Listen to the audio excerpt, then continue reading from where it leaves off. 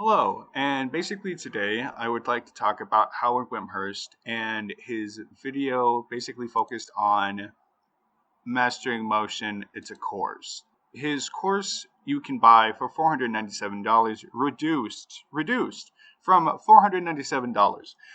I'm going to be honest, I don't think you should buy it coming out the gate. What I do think you should buy, okay, so basically, I don't really think Howard's a professional animator. He doesn't really have the chops. This is coming from me, a self-taught animator. I'm not a professional either, but you see, here's the thing: I know how to admit it. And the issue I have with him is that he's selling this course for basically, that's $500. You could buy a PS5, an Xbox, whatever for that. I feel like that would be even a better use of your time than buying his course. But who I would like to suggest you all, because this is basically just going to be me talking about Howard and how I think he's kind of like a little bit delusional. Uh, it's not exactly nice to say, but yeah, he's a little bit delusional. And I would like to talk to you all about real quickly before the video starts and I start commentating on his course. I would like to talk about A&B Animation Academy. I've been following them for years. I would say you would have a much better course to learn from here. This is an actual animator. He fully understands. He's worked. He worked on Adam Sandler's Eight Crazy Nights. Now, granted, I'm not here to talk about Eight Crazy Nights as a movie, but the animation in the movie was phenomenal. It had no right to be as good as it was. But he worked on that project. I believe he was the director. If you look at the shots, you take out the audio from that movie, you see that he is a professional. He knows his stuff. He's fully capable of, doing the basics, which I feel like Howard is not capable of doing. Clean up. Oh my God, clean up. Reference sheets. He's got reference sheets. Obviously, you can look at. If you look at his channel, you'll see turnarounds.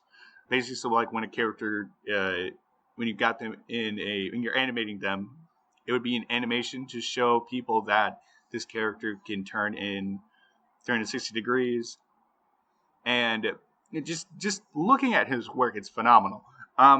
Now I don't know because it's been a couple of years since I've actually tried to get into his course, but last time I was aware it was around $1,000. Even if it was $2,000, I would still say that his course, which I believe he's still going about it, is far and away a better value than Howard's. Even if Howard's was like $200, I would still say that's too much.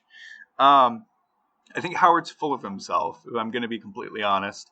I believe he's one of those people that thinks, well, because I graduated this whatever university, and it now says on a piece of paper that I'm a professional animator, I pretend I just snap my fingers automatically, like bam, bam, bam, bam. I'm a professional animator, and I know exactly what to do, how to do it, and now I can go and teach other people how to do it. But that's not exactly the case. Sure, I've noticed that at college you do learn aspects of how to animate, but they don't teach you, fully teach you, the ways to go from very beginner to a actual professional. That is a lifelong journey you have to go through. And I'm self-taught. I never went to a 2D art school like Howard, so maybe I'm not up to snuff. Maybe I'm not, my opinion doesn't really matter. I will say that my opinion matters in the sense that I'm giving you someone who you can look up to, A&B Animation, and I would much rather people, if you want to go find a source, pure animation that shows you how to do, how to learn the very act of the fundamentals and everything. and even past that, I would choose them. A&B Animation Academy. You can find them on YouTube. Enough talking about them. I would now like to talk about Howard, because that's what the review is about. Starting off, we've got mastering drawing. And as you probably know with my philosophy, I find that drawing is a central component to frame by frame animation. And so I want to elevate your drawing skills even before we get into the animation stuff. So to start off, I know that for some of you who have been getting started in 2D animation, you might have taken the drawing part of getting started in 2D animation a while ago. And so the Fundamentals of Drawing is a 10-part series that I just did to revisit the fundamentals of drawing. For those of you who might be a little bit rusty at drawing, maybe haven't drawn in a while, or just want reminding on those kind of things. And then I also had a few test quizzes. I just thought it would be a fun little thing to do to kind of quiz you so that you can test what you know in the fundamentals of drawing. There's no consequence to getting a question wrong or anything like that, but it's something that I'm experimenting with, and I would be interested in your opinions on that, if you find them fun or if you think they're lame and I should take them out. I mean, if everyone thinks they're lame, then I'll just take them out and we can forget about it, but I thought it could be fun. Then we've got design fundamentals. What kind of animation course goes into design fundamentals? Well, I find that design is a really important part of the animation production What process. kind of animation course goes into design fundamentals? I'm assuming all of them, because you basically, if you want to learn animation, you kind of have to learn how to draw to a degree, unless you're doing like stickmen. But the issue I have here is that Howard's like the fundamentals of drawing. Now I'm going to be playing as this goes on. His, like, I believe it's his newest animation reel. Now the fundamentals of his drawing. I'm going to be completely honest. It's awful. I don't know where his fundamentals are, but apparently he didn't bring them to class this day. The teacher forgot to bring his fundamentals to class, because if you look at his characters, if you look at his like the humans that he has, they've all got scribbled eyes. They lack things like the fundamentals of drawing, such as like form and like you should be able to recognize that this is a character. It has like muscles, or at least the hint of muscles, like definition. His characters are just, they look like they're were scribbled down on a scrap piece of paper. And don't even get me started on what he used for the master course, because that features a guy with, I believe it's like blue hair, and he's bald, and all of his characters look the exact same, unless he's taking the characters from like some sort of like this one guy. He just basically traced over his head. He's a famous TV show host, and he basically, all he did was he traced over his head and implanted that onto the character that he shows for his animation for like dialogue. That's one of the main issues I have with him when it comes to like giving courses to other people, is that he also doesn't know the fundamentals. If you asked him, I want you to make a character and I want to be able to see all parts of them from every side, he wouldn't be able to do that. Even I can do that, and I'm a self-taught, lowly, no college animator. How you design your characters, including animation-friendly design. And this is going to help you to be much more efficient in your animation process by making your designs animation friendly, and I'll get into what that is in the video. Your natural hand motion, I would say that this is probably, from the feedback that I've got from the pre-order students, this is the standout lesson in this chapter. People just love this video because it's about the root of drawing and your confidence with your lines. If you align your hand with if you align your drawings and your lines with your natural hand motion, it's going to make it feel easier for you and you're going to feel more confident with your pen. And this is really such a foundational thing. Simplification and caricature. I've got a good demo there for how to do that, and it comes with an assignment as well, so you can try that out for yourself. These three elements: accuracy, aesthetics, and caricature. You'll get to hear my philosophy, my theory on that when it comes to drawing. We've got some illustration master studies here. I picked some of the best illustrators in the world right now, and I break down what I like about their style, and really it's just one of those lessons to show you what's possible with just still images. Like before we even get into animation, very powerful stuff. With the members of the Discord group, we have been collecting together at the end of the month and going through one of the chapters, and we talked about it, and I was able to give feedback on students' work, check up with them and see how they were doing with the chapter. And so you don't have the opportunity to go back in time and be there, but if you're visiting this course now, you can watch through that feedback recording for yourself and you might learn some things there. So that's mastering drawing. So once we've done that, we're moving into animation, really. Again, his character doesn't really have his characters aren't really like animation friendly. They're more of like they're just roughs. They're like the rough pass to do an animation before you've even gotten through like they're like the first draft of like three whole drafts before you finally can go to cleanup. That's what his characters look like.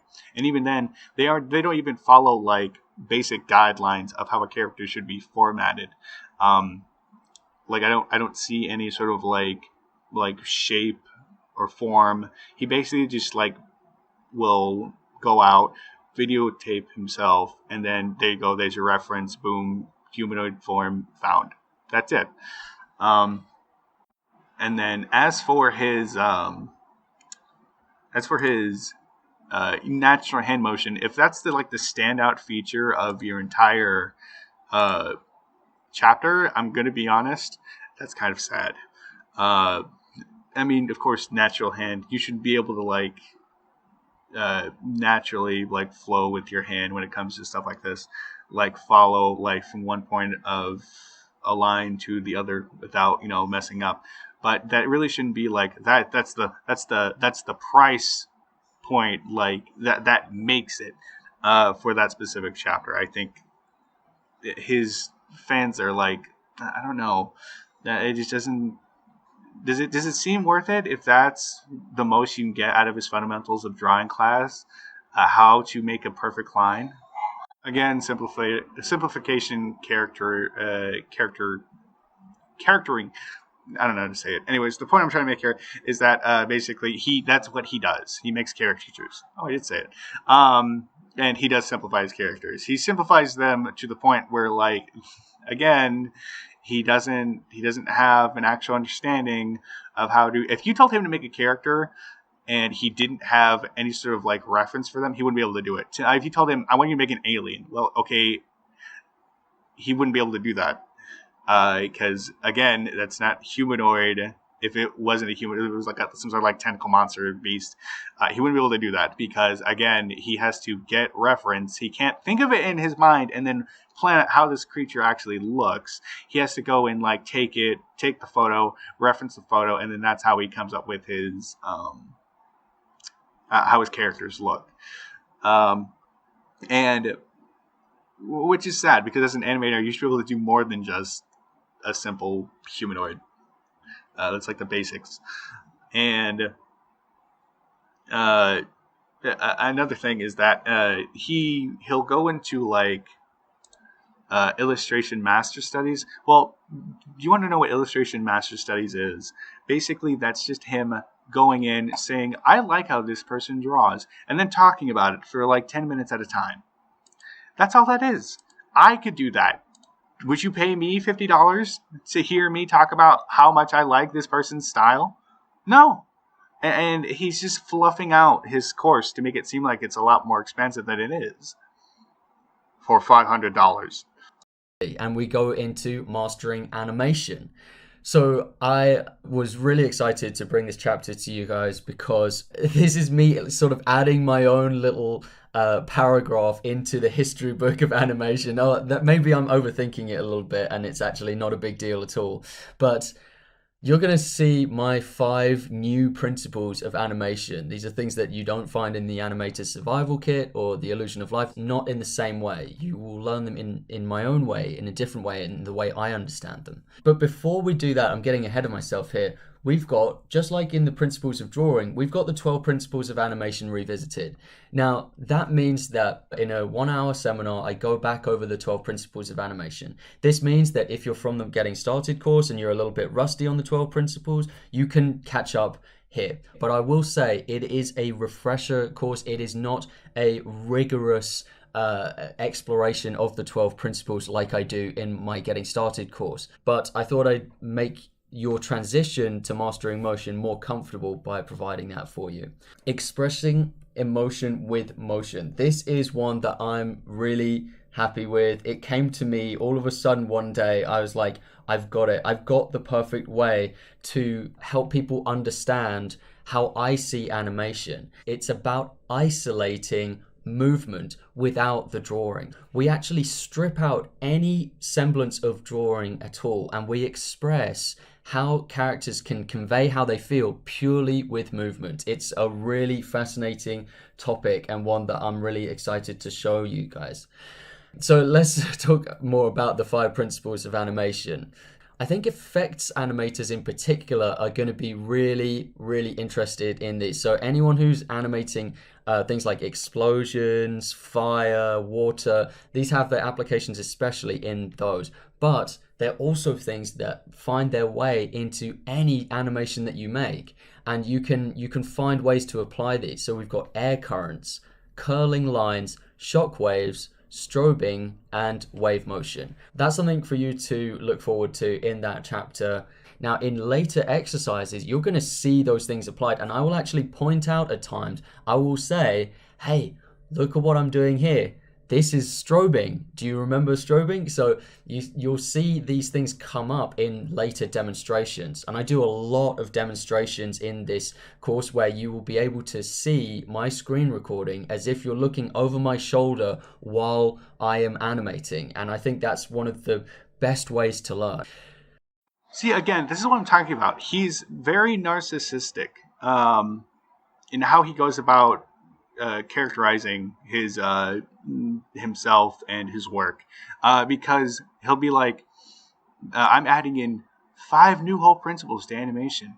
I'm going down in the history books." And whether or not he's actually just joking around about this whole thing is, it's just it's whatever. The point I'm trying to make here is that basically what he's saying is, and this is why I still think he's very much a student. He's not very professional.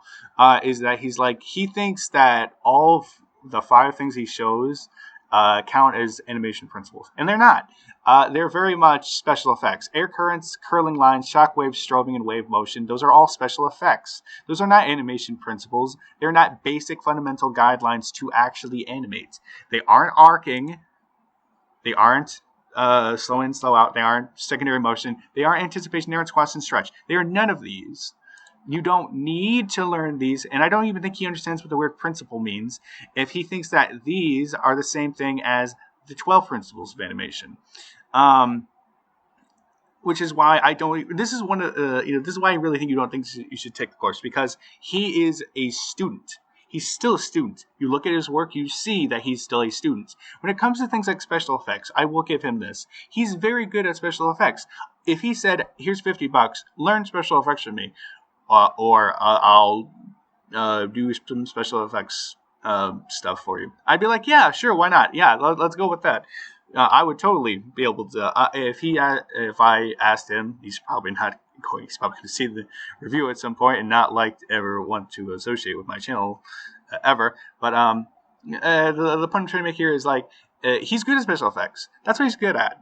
And he's also good at things like speaking, and apparently, I guess, direction. I don't know.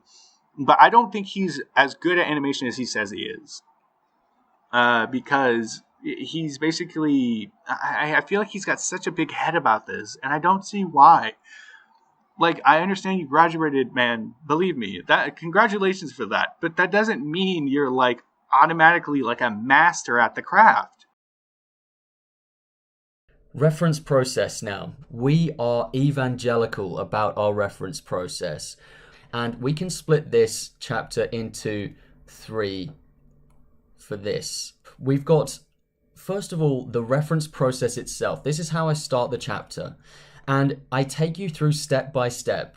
That is a step-by-step breakdown of what the reference process is. It's important that you follow those processes if you're going to extract the maximum value out of your reference sources. That's the reference process. Now, we add another dimension onto this when we cross over here into the levels of referencing. Level 1 is the easiest and the most straightforward, and it requires the lowest level of sort of independent drawing and animation skills. It's more tethered to the reference, and then it gradually goes more advanced, and as we do, we get further away from the original reference material. And I actually have a special demonstration for you when I take the same reference and show you, I demonstrate for you level 1, level 2, and level 3 reference process, so you can see it. It's not just theory, you can actually see it applied here. Now, with each of these levels that we go through, we have an explanation, we have a demo, and we have an assignment. So I start with a seminar, a lecture seminar, explaining the concept step by step. Then I show you it applied in a practical example, and then we have an assignment where you get the opportunity to try it for yourself. And we have that times 3 for each level of referencing. So I'm taking you up progressively into more and more advanced ways of animating. After that, we have a bonus, because I thought it was quite relevant to this. While we're looking at the topic of reference, a lot of people have asked me, actually, this was a response to a popular question that I get asked. How do you adapt your drawing style to a different style? How would you go about doing that? Now, luckily, I usually get paid in my job to use my own style. Like, that's what clients are most interested in. They want me to use my own style. But I know that if I need to, for whatever reason, if I do join a studio or something, I know that it's something that I can do. It's something within my repertoire. And so this is a 3-part lecture where I show you how I adapt to any drawing style. Now, I don't want to give you guys the impression that adapting to someone else's drawing style is easy. It's not easy. That's why I've got 3 parts to this lecture and demonstrations, and you're gonna kind of get a feel for, in those demonstrations, it is difficult, but I want you to know that it's possible and that you can do it if you want to. Deciding for yourself what your drawing style is. I think some of you feel like you're not in control of your style, and this is going to put you back in the driver's seat when it comes to deciding what style you want. You see a cool image on Pinterest and you really like it. You wish you had that style or something, but you have no way of getting there. Well, this is your way of getting there.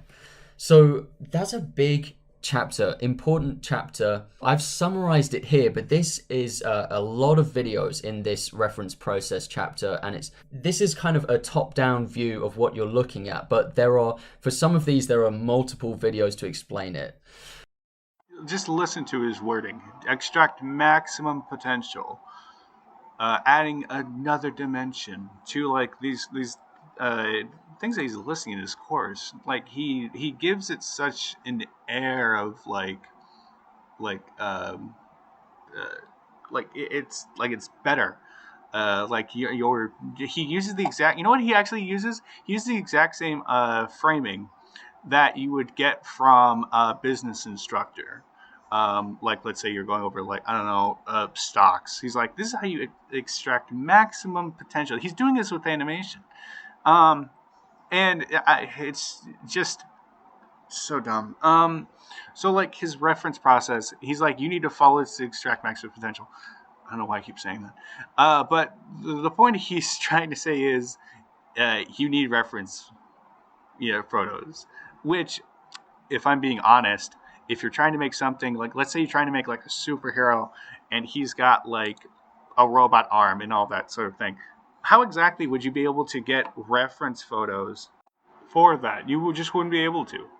Um, I don't really think you need to reference everything. If you're making like a humanoid character and you don't know pose, then yeah, go ahead and reference that.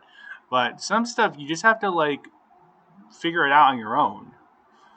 Like you have to just basically like if you got a monster and they've got like claws, like look up claws and all that crap. But I mean, like a lot of it is you have to imagine how a character is, and this is why this is a really important part. This is why you need reference sheets, so that way you know how a character looks from any angle.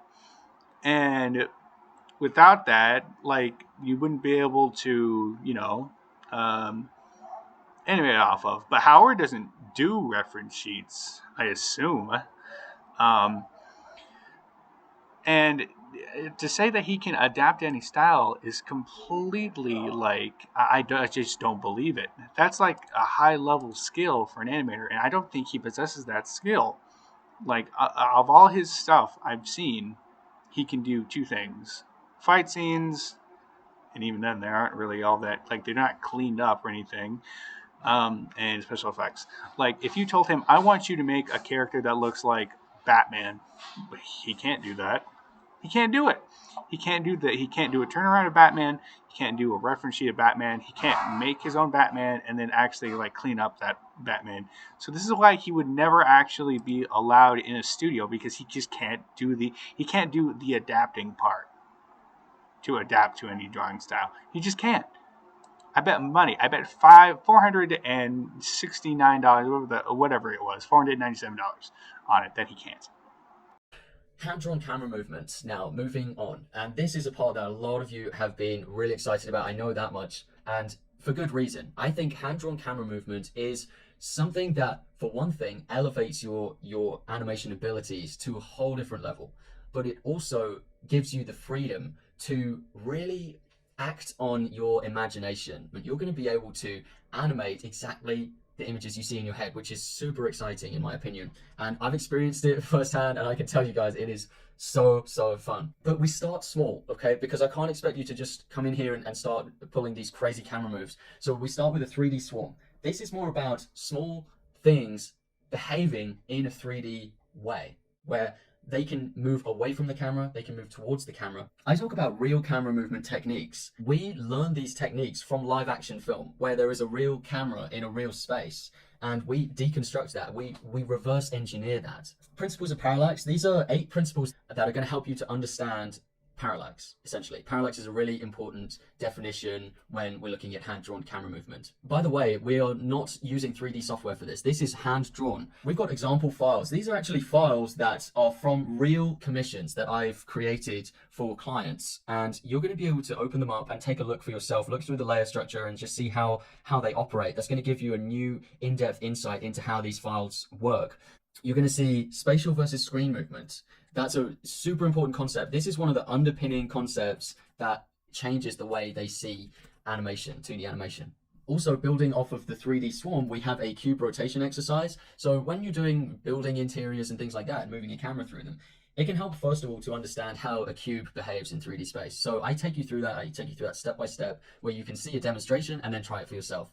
We have multiplane versus frame by frame. This is just getting a few more definitions out of the way so you understand the difference, and that there are 2 different ways to portray depth in 2D animation. We have more of a focus on the FBF, frame by frame, but I just want to show you that multiplane is also an option in certain situations. Vanishing points and focal lengths as well. So that's the part 1 of hand-drawn camera movement. We're not even finished yet, so we've got so much information on just that part 1, but I had to split it into 2 parts because I take you through a demo of me creating a pretty crazy action scene, which is a window jump. So, well, I call it the window jump, but basically this guy runs and jumps out the window of a high-rise building and then lands in another building. You get to see the whole process, everything, in a 13-part walkthrough. I've edited this walkthrough, so in the low moments, there's time lapses so that it doesn't get as tedious to watch. And I also provide a voiceover so that you can kind of hear my thoughts as I'm animating, which I think for some of you is going to be very valuable. And also, I'm not going to give a lot away here because I want you to watch the video. It's my secret weapon for natural camera movement. I think I've cracked it, guys. I found a way to very quickly create this natural camera movement that feels like a handheld camera. Now, I showed this technique to my friend who is an industry animator working in commercial studios, and my friend said they had never thought of approaching it in that way before, and they're experienced about this. So that gave me a lot of confidence that I was onto something there. We've got 3 parts here for the hand-drawn camera movement. Part 3 is all about studies. So we are students here. We're looking at some really high-quality material. We've got drawing the body in 3D, another reference study, but we're looking at the body from a lot of obscure angles and how to approach those angles with foreshortening. Camera movement assignment, you'll get a chance to do it yourself. And 5 camera movement scene studies from live action films. Some of the best films ever made. I break down how they've used the camera, and the focus of this one is how they use the camera movement creatively to tell the story. That's a really important thing. We're not just moving the camera for the sake of it, just because it's something flashy to do. We're doing it because it makes sense in the story, and that's a really important thing. So I'm not really going to waste much time on hand-drawn camera movement. Quite honestly, yes, it's important, but this is course about animation.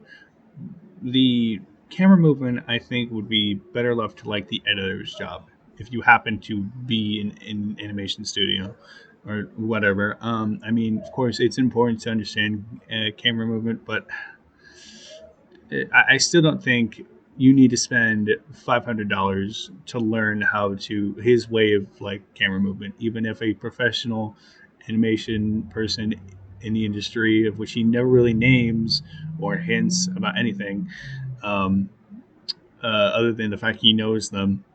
So it could be anyone or no one. I just saying it's going to like revolutionize the industry. He's very full of himself, and I just don't appreciate it. Like, because his skills don't really back up everything that he says. And this one, it's not. This is just a fluff course. I mean, generally, look. Just take a good long look at this. Does any of this look like it's worth learning how to do the course? Do you think this is actually decent enough work to where you should be selling your stuff in like some sort of study that other people look to and can think that if they get to this level, then they're automatically a professional? Does that sound right to you? Does that sound correct? Because it's not. Even if you said yes to that, Howard, it's not. Your work lacks fundamental skills, and I think the very like thought that you could teach someone how to be a professional animator is disingenuous on your part and laughable to both of you, to think that anything that you've shown, like especially in like this video, is worth paying like hundreds of dollars for. That puts it all in perspective for you.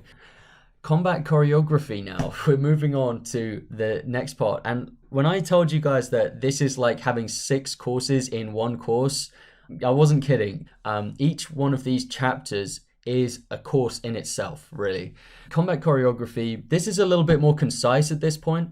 We've got combat narratives, that's how we start. So looking at the actual storylines behind combat, and I break it down into several combat narratives. Elements of combat, observing real combat, so we're looking at reference studies. The difference between real combat versus entertainment and how you change your approach based on the entertainment factors, and animating from reference. So I show you with a piece of reference, we bring it in, I diagram over the top of the piece of reference, and I show you where I creatively change what I see in the reference and change it in my keyframe animation. You have 3 different combat assignments here. You can follow the first step just fine, and then it gently takes you on to the second step and the third step. And before you know it, you've got a fight scene of your own. So it lays it out in a way which breaks it down in a much easier way for you. I show you a demo for how I draw combat poses from imagination. And I've got a 6-part combat sword fight demo. And lastly, I show you my reference sources. So places that I go to find really good sources for the poses that you can show for combat animation. So a lot of resources there for anyone who's got goals to make combat choreography of their own. And then Basically, this course is it features fundamental drawing, mastering animation, two things that Howard's not really good at. Like he's able to do arcs. I'll give him that. He does have very good looking arcs, but the fact is his characters don't really. They're very lifeless unless they're moving. And when I say that, I mean like literally they can't do facial expressions. They can't do dialogue really. Unless they're like literally like moving, like dancing or running or jumping. They have to be performing an action. His characters aren't capable of standing still, really. Um, like if you look at them and they're staying like stock still, which granted it's animation, they really shouldn't be standing stock still. But if they're like at a very still pose, like relaxing, like you can see the errors that come with his style. And by style, I mean his inability to want to draw and clean up, and actually learn how to like make a decent form for his characters.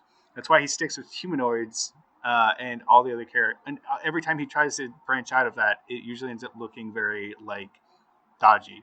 And even though his characters, like his humans, look very dodgy when it comes to like their line work and seeing anything resembling a face. And so basically, this whole course is everything that he's good at, which I'm surprised he didn't have special effects in here. Combat choreography, which apparently I assume like he thinks he's good at, despite the fact like he doesn't. All he does is like reference like videos he's seen of martial artists, and then just drag and drop frames from them that he's referenced over, without even like having a character that has different proportions. He just gives them all the same proportions, and that's the character that he has. And the whole hand camera movement. Basically, if you've seen his videos on such things like how to make a fight scene, how to make a dynamic punch, blah blah blah blah blah, that's all this course is. It's just he adds in a couple extra things that he really knows nothing about, like fundamentals or how to actually master drawing or character form. To make it seem like this is actually like 6 courses in one, when really it's just him talking about the stuff that he really likes to do and then pretending like that's a whole course in and of itself, when it's not. Changing completely into a different area of 2D animation is character animation. It's split into 3. The reason it's so big is because I don't just show you how I do the animation process, I also show you pre-production, production, and post-production. So I show you how I plan it all the way through to how I render it with color, shading, lighting, the whole works. Because I get a lot of questions of like, I really want to know how to add my backgrounds in. I want to know how to paint the backgrounds and add them into the animation. You're right, that's an important part of the animation process. It's not just about making things move in a nice way, it's about creating the entire experience. And so I make sure to show you the whole process here. Part 1, which is pre-production, we start with designing the character. I've got 2 characters in this example scene. I show you how I designed them, but also I go into what people in the animation industry do in their designs. These are things you're going to want to know. How do you communicate your design to an animation team? We have basic character animation assignments as well. And these are to prepare you for what's to come. These are simpler assignments for you to try for yourself for animating characters. We've got preparing the reference footage. So we're getting ready to shoot the reference footage here. And then I show you my entire process of shooting reference footage for a short film idea that I had. Bringing that footage back into the edit, choosing the best references from that, choosing the keyframes, synchronizing it with the audio, because we're doing this to audio, it's character animation where they are talking. Again, I would never go to Howard Wimshurst on character animation. Special effects, maybe. Character animation? Oh god, no. No, no, no, no, no. Hell, you'd have an easier time learning it from me than you would Howard. Um, that you'd have a better time. I would be able to train you better. And I don't even want to do that. But basically, his is like designing a character. He doesn't have, like, it'd be one thing if he had, like, reference sheets, characters that had, like, actual, like, they're not defined. The characters, like, their eyes half the time are just, like, these little blank, uh, little scribbles that are just nothing. The characters don't even regularly have hair. They all have the same exact face. They all have the same exact proportions. The only time he ever goes off then that goes away from that tangent is if he happens to find a character that has, like, he just references heavily from a piece of live footage he's seen. That's the only time he ever deviates from that standard. Um, or if he doesn't, the characters end up looking very like poor like line work. Um, and like so no, do not learn how to design a character from him. You're not really going to get much out of it. Industry character design examples, basically it's just him again, it's basically him going over his thoughts on like how an anime character looks. Like he's like, oh yeah, like I think Ichigo from Beach, he's got a really good design. Like he's very tall. His sword adds in extra weight because it makes him more menacing. He's extra tall, so that way he can have more length and be able to use the sword. Blah blah blah blah blah blah blah blah. Basically, it's just him going over like things he likes about how a character looks. That's it, and I don't think that's worth money. Like that's just a video he could make.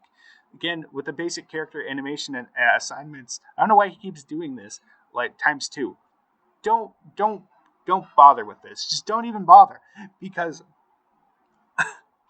you don't need to learn. You don't need to have an assignment from him. He's not a teacher. He's not from. He may be. He may have graduated from school, but that doesn't mean he's a teacher. Like he doesn't have the chops to be able to call himself anything other than a guy who graduated from school. That's it. Preparing reference footage, shooting reference footage, and editing reference footage is in the same exact category as designing a character. Designing a character is like a part of character animation. It's like out of this entire part one, it's like only one of six, and then getting the reference footage that you, if you're Howard Wimhurst, you desperately need. Otherwise, you won't be able to do animation. Um, that's critical to how he works, and it's not good. You see, because without reference footage, he wouldn't have anything. Without being able to see people do it in practice, he's not able to think of it in his mind about how that action is actually going to be performed. He's not capable of designing a character that's like got an arm cannon or like I don't know robot legs or spider legs or whatever, or half of something else is like the head of a horse or whatever, and then be able to like create that and then show it off. Like he can't do it. Um, like he doesn't even bother with like quadrupeds a lot of the time. Um, like he's done a dragon, but if you look at it, it basically looks like it's mostly just special effects. Um, he doesn't. He doesn't have without footage to go off of rotoscoping. He's not able to do anything. I mean, don't get me wrong. I also, it's not rotoscoping, but I also get reference footage for my characters. But the thing is, I also know how to just make them from my mind, and they have reference sheets and fully cleaned up like line work. And then after I'm done with the rough that I use from the footage, not footage from the video I have of them, like in their poses, I'm also able to actually like go back in and like clean it up and add in secondary actions, and it actually looks fully done by the time I'm finished with it. But you see, I don't have a $500 course, so what do I know? I didn't graduate college, so what do I know? Nothing, I guess. Talking. Part 2, this is where we're in the really nitty gritty of character animation, the intricacies of character animation. So I'm talking about mouth movements, eye movements, the keyframe process, interpreting the audio. That's before we actually get into the drawing. We interpret the audio first as an important step. Character animation assignment as well. So this is the big assignment where you're actually tasked with creating character dialogue. And then these are going to be the lessons that you learn and apply in that assignment. I didn't stop there. I got pretty carried away with this. And I even got into collaborating with an in-betweener. So you're actually going to be given an assignment, a buddy assignment here. I don't want to spoil too much for you because I'm leaving it as a bit of a surprise. But you're going to be taught how to collaborate with other animators on your character animation scenes. Also, I show you methods for keeping your drawings consistent. One of the things I heard from a lot of students is that they have trouble making consistent drawings. And I was there. I remember struggling with consistent drawings and then finding some methods that really worked for me to keep my drawings consistent. So I show you all of those secrets that I have. And other character animation techniques, which I won't go into here because they're pretty technical, but you'll find out all about them.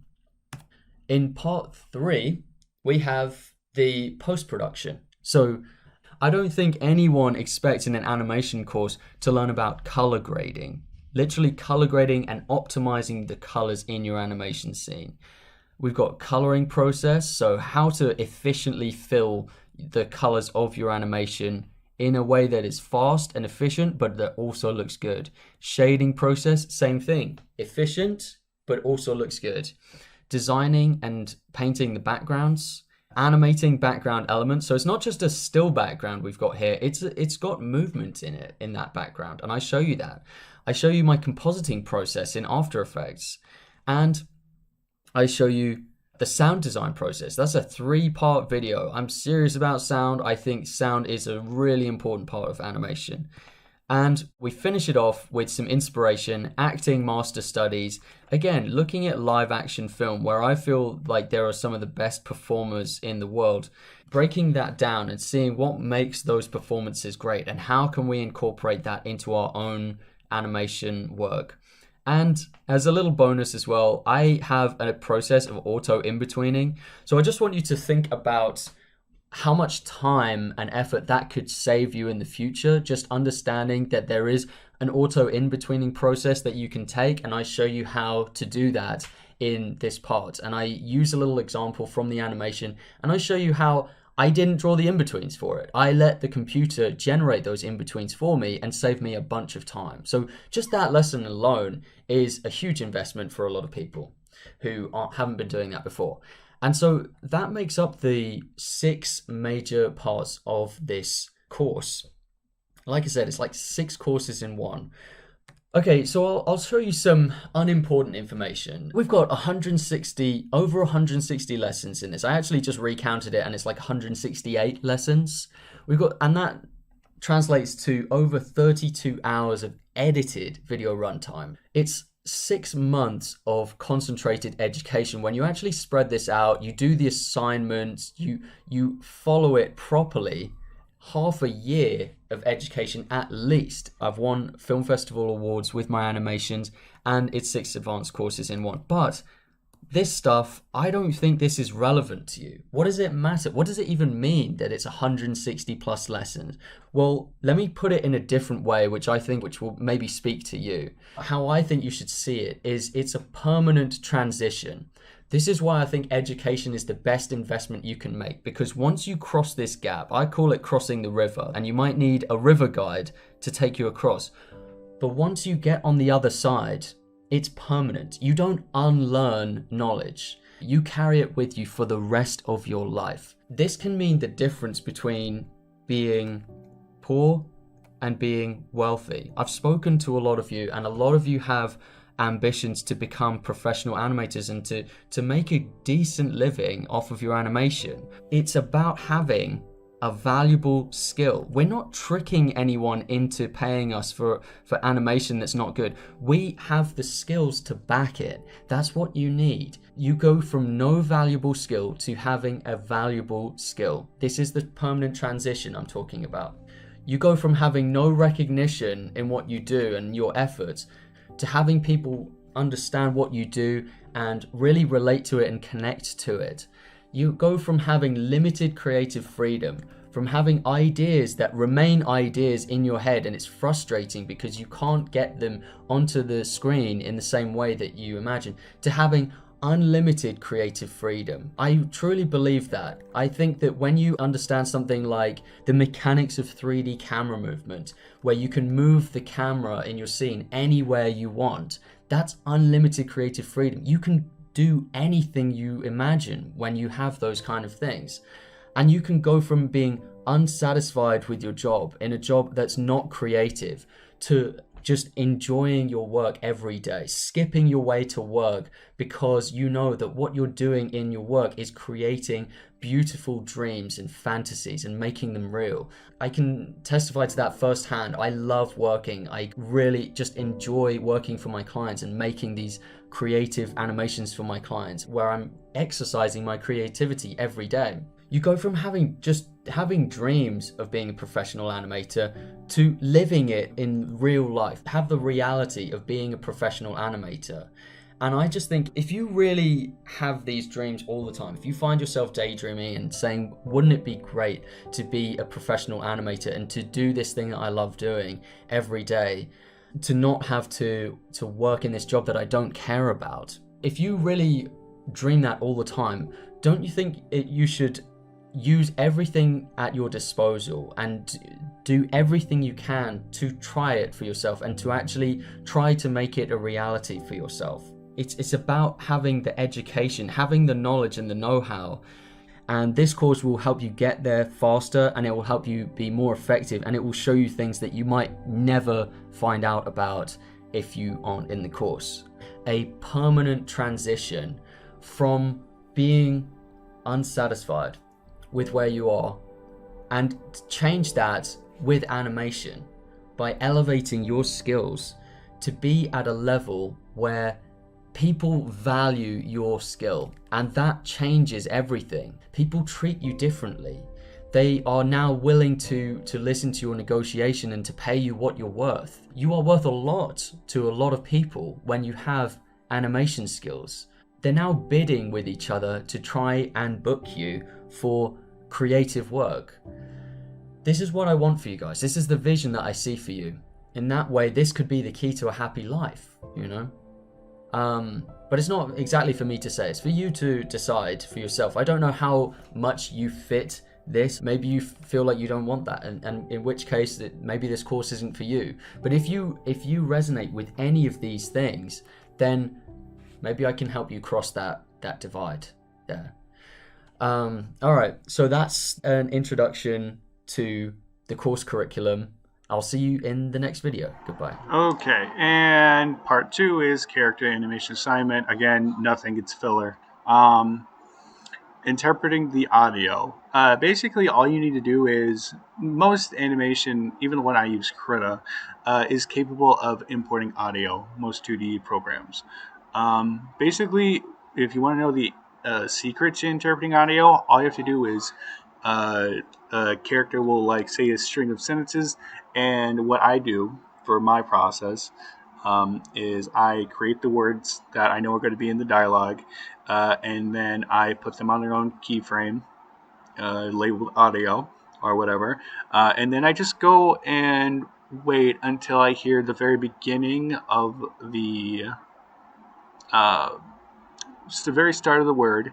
I play it back a lot of times at different speeds. That way I can understand when it actually, the syllables start and end, for the beginning and ending of words. And that's basically how you can consistently, make the audio. And then I just do dialogue over that. Keyframe process. Do you need a process to keyframe? I don't really know. basically I just go off threes, and then when I need to, I add in ones for like dialogue. That's how I do it. It basically, if you once you learn animation after a while, you tend to get your own keyframe process in. Unless you're in a studio, then you have to follow theirs, I suppose. But it's whatever. Just do what you want. That's not really an important thing. Keyframe process is such an absolutely like asinine skill to learn. You don't really learn how to give your character anticipation by the keyframing. I mean, of course, that's a part of it, but that's not really like the whole like shebang. You have to also like be able to time your character without using keyframing. Like, because if you use that, it's kind of a crutch, and you really should learn how to do it without it on a consistent frame base. And then mouth movements, eye movements. These are things. These are secondary actions.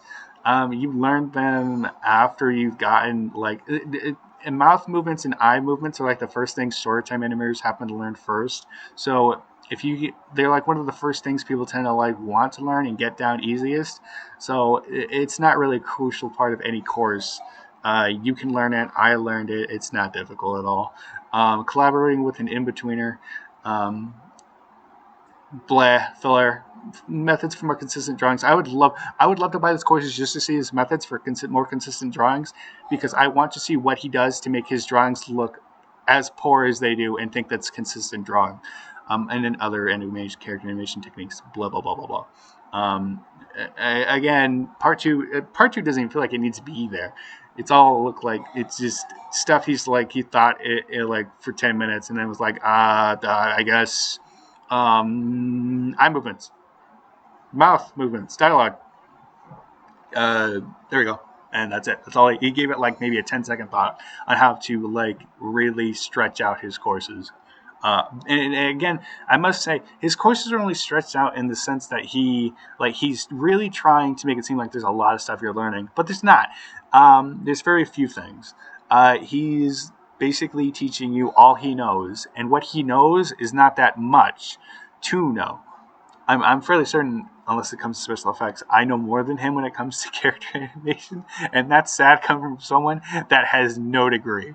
I didn't have to waste hundreds of thousands of dollars or whatever art academy he went to be able to do the exact same work level as he can, or higher. I mean, I will say this. The thing about Howard is that he's very. This is the issue I have with AMV Academy, is that AMV Academy, they could have a lot more of a following if for the simple fact that he's an old person. He's not really good when it comes to things like style. And like getting people in hooked. Although, to be fair, Howard didn't really do a good job of hooking people into his master course, but that's whatever. Like Howard's more of, he's very much style over substance. That's what I think of when I think of Howard Wimshurst as an animator. He's very into the style. He's into his own art style. If you try and teach him other things, he's not going to learn. That's why he doesn't work in a studio, because they wouldn't let him work in a studio. He can't work in a studio because he believes himself to be some sort of like film director. Like he's like, I am the one who guides animators. Like, no, dude, you're just a guy who got out of school and picked up freelancing. That's it. But it just seems that he thinks he's like all holier than thou, which is funny because if you don't like this video, you're going to think of very much of that coming from me. But here's the thing, though: I don't spend like I didn't make people spend $500 on a course when I'm still learning myself. Oh God. And then part 3 is just it's just coloring, blah, shading, blah. Designing and painting backgrounds. These aren't really character animation. I don't know why he added them in. Animating background elements. Again, this is all like character animation. See, he doesn't even understand that it's not character animation. It's background animation. It's background animation and like post production. This is what post production is. I don't understand why he seems to think this is also part of character animation, and it's not. And then for it's just I don't understand why he also adds in unimportant information. So if there's unimportant information, it's 160 lessons. Again, a lot of it is filler. 32 hours of edited video runtime. I mean, it's edited, so I'll give him that. But I mean, it's not anything different than his standard videos. I'm pretty sure all he does is just drag and drop videos he's already done into the course, because that's what he used for the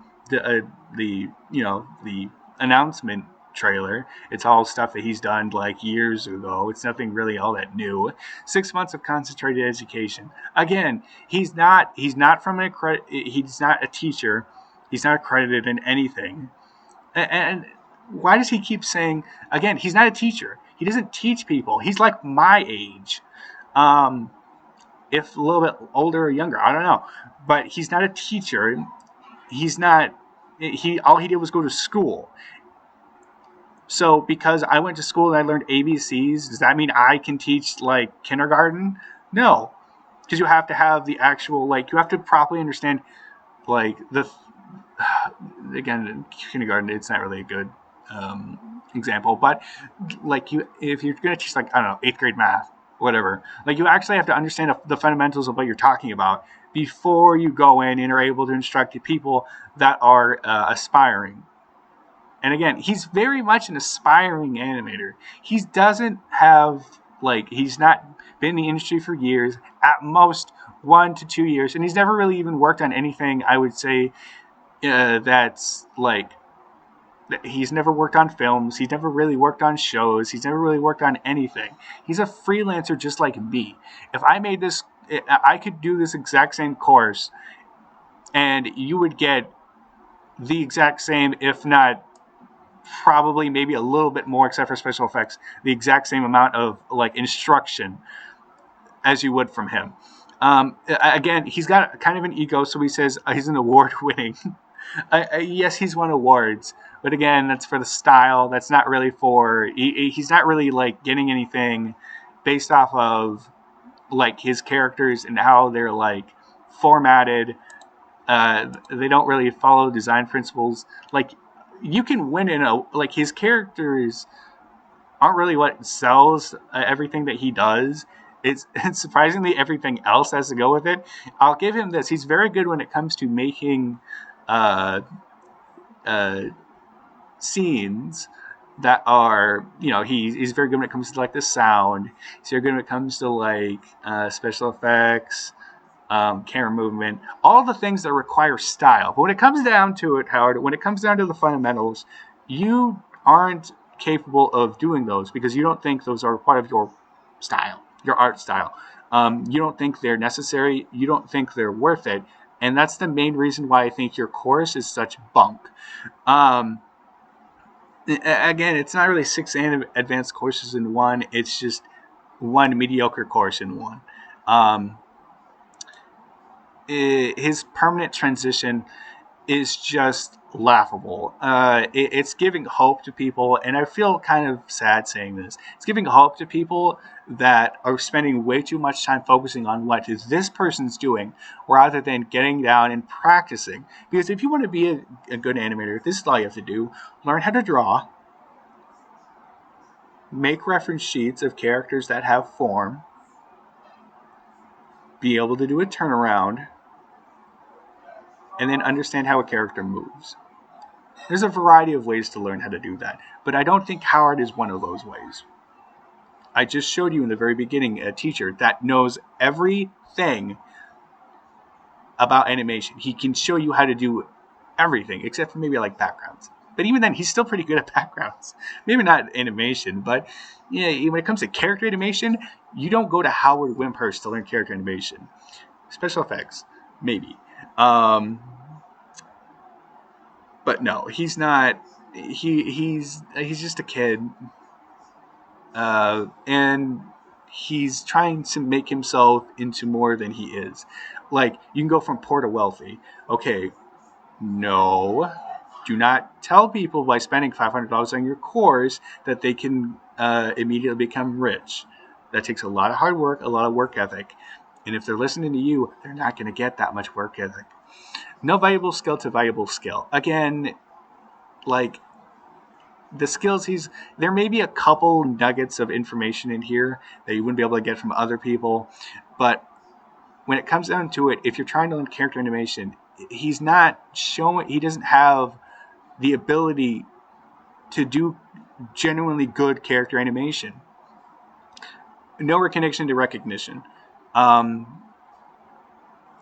guess maybe if you have a million sub channel and you do crappy, like barely roughed out animation that gets a lot of views because you have something like going for it, like it's funny, or the character, like, I don't know, just spats it out every 5 seconds, then yeah, you actually can get the exact same amount of recognition as you would from going through his course. Which is to say, it's just popular because random, or it's got something else besides the animation going on that makes people want to go and see it. It's not the animation. Limited creative freedom to unlimited creative freedom. This is just a stupid point. You always have unlimited creative freedom. It's not like after this course your brain just expands.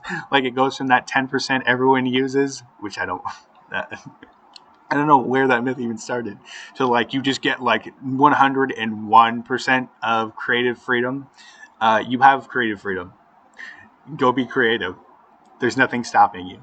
It's only how limited you feel in your creativity, and how much effort you put into your work. That's what basically shows off, the freedom you have. Unsatisfied with job but still love working. Again, he's like, you can be unsatisfied with a job. Again, like you can be unsatisfied with an animation job. But it can be you can love animation without this course. You can love animation without any course. I'm self-taught. I didn't even go to A&B Animation's course, and yet I'm satisfied and I love working on animation. And I think I've actually grown a lot. And animation is all about practice and then understanding things. And again, dreams of being a professional animator to reality of being a professional animator. He seems to think he's a professional animator, I guess. And going through this course will not get you any closer to that dream. You get to that dream by, again, practice, practice, practice. You learn how to make a character. You learn how to make a reference sheet of said character. Learn how to make a turnaround of said character. And you can find all these types of videos on YouTube. Like, that's how I learned. And I think I basically am at the exact same skill level as Howard. Maybe not when it comes to, the stuff he's really good at, which is everything except character animation. But when it comes to character animation, I think I'm better than Howard. So that's not me even having an ego. He just doesn't understand he just like demonstrably chooses to not learn. Anyways, all I have to say to finish up is don't buy his course. Yeah, do not spend that $500 on anything else. Also, you don't need TV Paint to be a good animator. Just use Krita. Bam, good to go. Peace.